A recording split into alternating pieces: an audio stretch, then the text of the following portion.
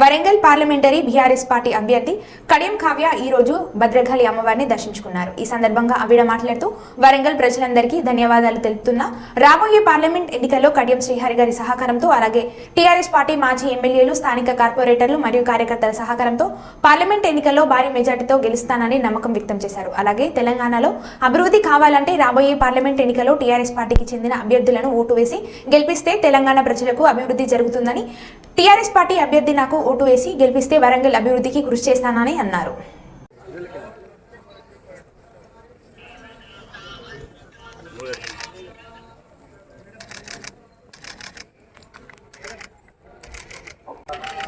Madam, congratulations. Thank you.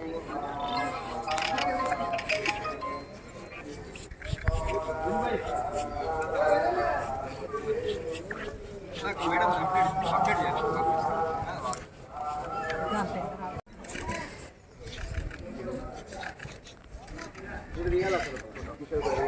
complete temple కాడ ఇక్కడ ఈ దేవతకి ఇస్తారు.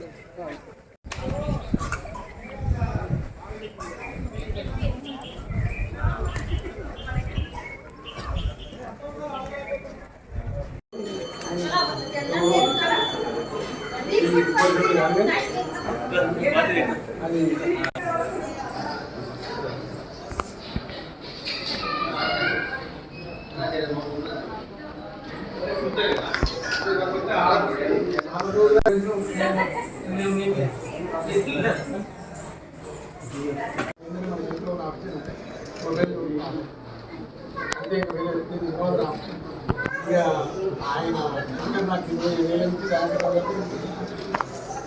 ఒకసారి మాట్లాడుతుంటే చాలా కంపల్సరీ అకాడమిక్ సర్వీసే కాదు, great leader, great politician, great